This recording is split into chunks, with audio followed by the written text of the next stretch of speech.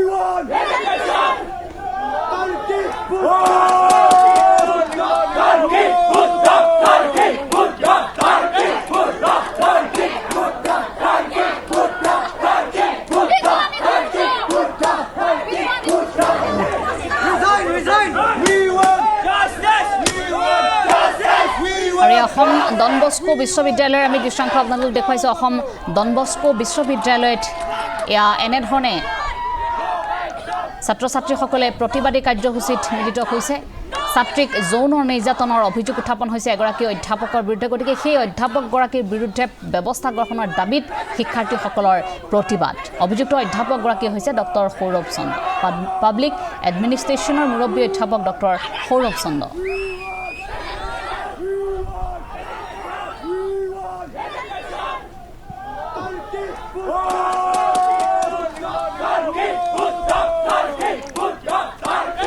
আগবাঢ়িছো পৰৱৰ্তী খবৰৰ মাজলৈ বোকাখাটৰ এটা বিশেষ খবৰ সুদীৰ্ঘ ২৬ বছৰৰ মূৰত বোকাখাটত নিৰ্মাণ কৰা হৈছে এটা ছবিগৃহ আমি সেই খবৰ আপোনালোকক জনাব বিচাৰিছো সুদীৰ্ঘ ২৬ বছৰৰ মূৰত বোকাখাটত নিৰ্মাণ হৈছে ছবিগৃহটো ৰৈ ৰৈ বিনালে ছবি প্ৰদৰ্শন কৰি ছবিগৃহ শুভ উদ্বোধন ৰাইনো নামৰ ছবিগৃহটো উদ্বোধন গৰিমা শইকীয়া গাৰ্গৰ ছবিগৃহ উন্মোচন কৰি সাৰ্থবক সুঁৱৰি উচুপি উঠিল জুবিন পত্নী গৰিমা শইকীয়া গাৰ্গ ইতিমধ্যেই তেজপুৰ ৰিজৰ্ট চৌহদত নিৰ্মাণ কৰা হৈছে এই ছবিগৃহটো অভিনেতা অৰুণ হাজৰিকাই নিৰ্মাণ কৰিছে ৰাইনো ছবিগৃহ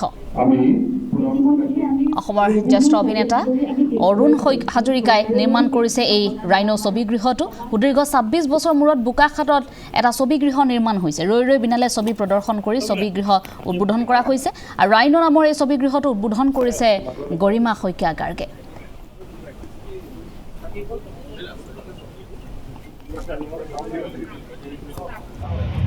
এইটো আমাৰ বাবে অতি সুখবৰ এটা খুব ভাল সময়ত আমাৰ শ্ৰদ্ধাৰ অৰুণ হাজৰিকা দেৱলৈ অৰুণদালৈ আমি ধন্যবাদ জনাইছোঁ আৰু ২৬ বছৰীয়া এটা অভাৱ আমি দেখি আহিছোঁ নগাঁৱৰ পৰা আমি নিজৰ ছবি যেতিয়া মুক্তি দিবলৈ বিচাৰোঁ তেতিয়াও দেখোঁ যে নগাঁৱৰ পৰা যোৰহাটলৈ বা নগাঁৱৰ পৰা গোলাঘাটলৈ এই গোটেই বাটটোত ইমান দীঘলীয়া ৰাস্তাত কোনো ধৰণৰ ছবিগৃহ নাই এখন অসমীয়া ছবি নিৰ্মাণ কৰিলে এই বোকাখাটৰ ৰাইজে সদায় যোৰহাটলৈ বা গোলাঘাটলৈ গৈ ছবিসমূহ চাব লগা হয়। এটা বহুদিনীয়া অভাৱ পূৰণ হৈছে।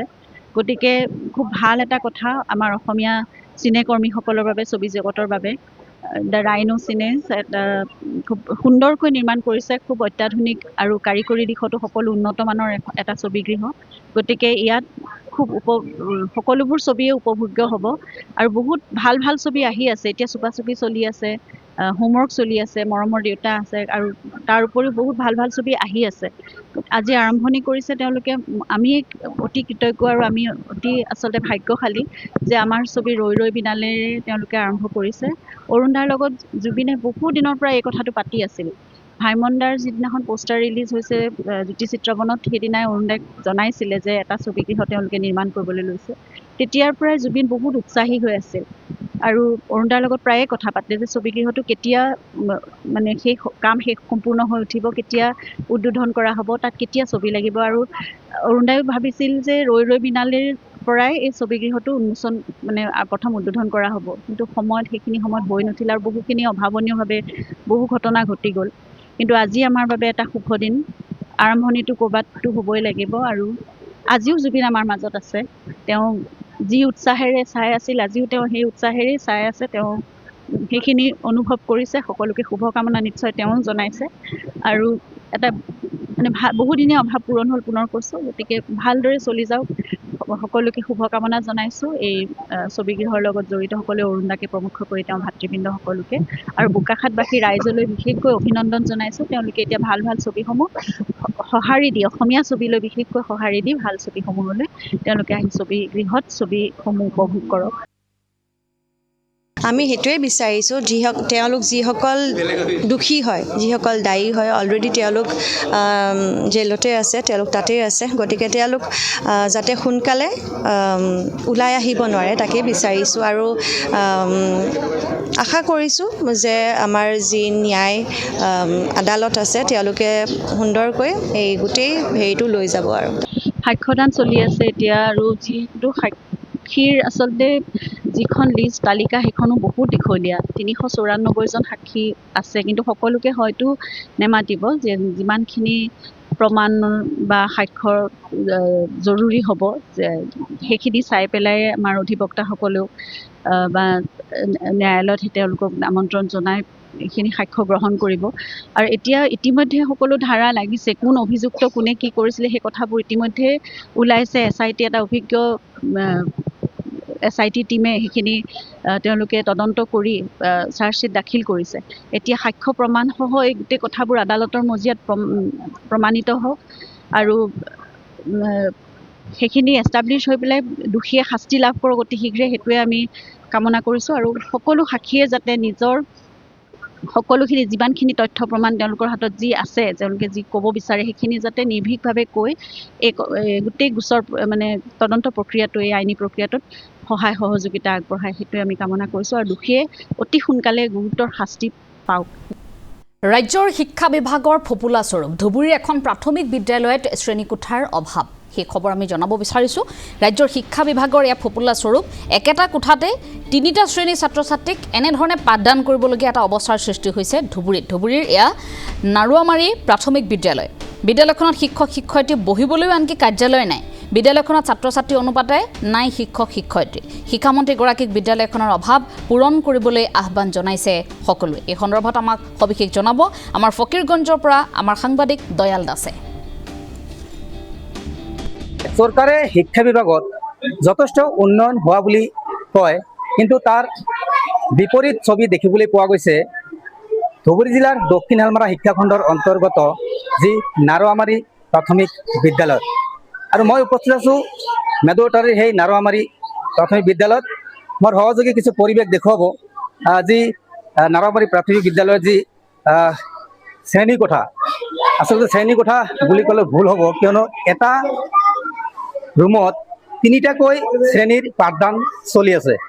আচলতে শিক্ষা বিভাগৰ যি উন্নয়নৰ বাস্তৱ ছবিখন ইয়াত দেখিবলৈ পোৱা গৈছে। এয়া হৈছে ধুবুৰী জিলাৰ দক্ষিণ শালমাৰা শিক্ষাখণ্ডৰ অন্তৰ্গত নাৰুৱামাৰী প্ৰাথমিক বিদ্যালয়ৰ দৃশ্য। বিভিন্ন সময়ত চৰকাৰী শিক্ষা বিভাগত উন্নয়ন হোৱা বুলি শ্লোগান দি আহিছে, কিন্তু তাৰ বিপৰীত ছবিখন এইখন। মই ইয়াৰ পৰিৱেশ দেখুৱাইছো চাওক, ইয়াতে কিন্তু 3টা শ্ৰেণী পাঠদান চলি আছে। এটা গৃহতে এটা ৰুমতে 3টা শ্ৰেণীৰ পাঠদান, এইপিনেও পাঠদান চলি আছে। আপুনি যদি চাই এইপিনেও কিন্তু পাঠদান চলি আছে, এনে ওলোটাকৈ পাঠদান চলি আছে। আচলতে এই বিদ্যালয়খনত ৰুমৰ অভাৱ আৰু বিভিন্ন সমস্যা জৰ্জৰিত এইখন বিদ্যালয়। আৰু এটা কথা ক'ব লাগিব যে বিদ্যালয়খন কিন্তু গৰাখহনীয়াত যা গৈছিল, আৰু গৰাখহনীয়াত যা যোৱাৰ পিছত এটা বেলেগ ঠাইত স্থানান্তৰ হৈছিল, আৰু ইয়াতে এনেদৰে কষ্টৰ মাজত শিক্ষাদান চলি আছে। মোৰ সৈতে বিদ্যালয়খনৰ প্ৰধান শিক্ষক আছে, আমি কথা পাতিবলৈ যত্ন কৰিম। ছাৰ, আপোনাৰ কাষলৈ আহিছোঁ ছাৰ, অলপ আপোনাৰ কাষলৈ আহিছোঁ ছাৰ। কি ক'ব? দেখিবলৈ পোৱা গৈছে যে শিক্ষা বিভাগৰ যি উন্নয়ন, বিভিন্ন নামত শ্লোগান দি আছে, তাৰ বিপৰীত ছবি দেখিবলৈ গৈছে এইখন বিদ্যালয়ত।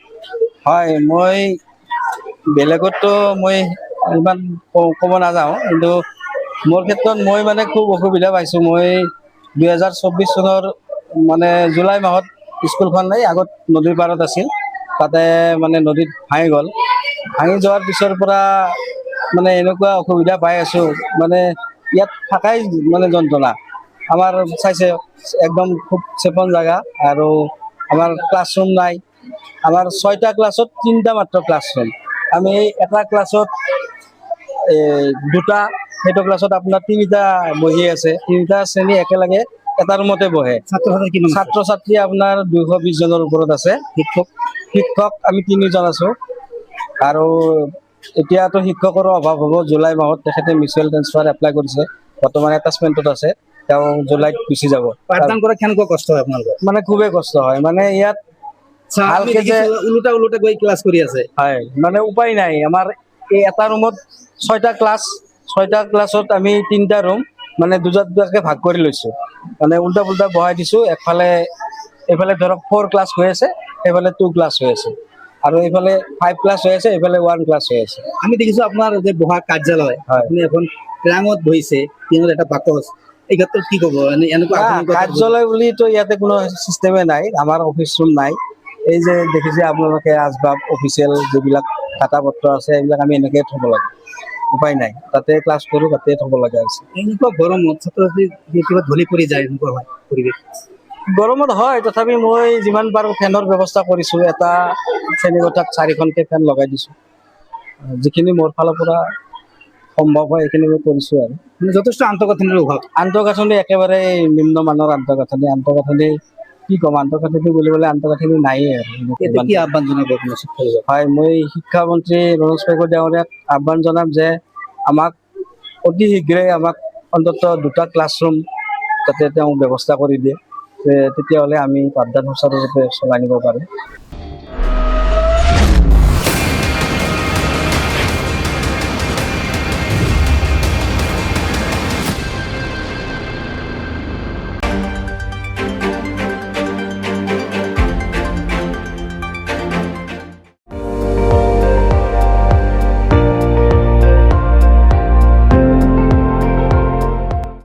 আপুনি চাই আছে ND24, সৰ্বশ্ৰেষ্ঠ নহয় সৰ্বোত্তমৰ দৌৰত।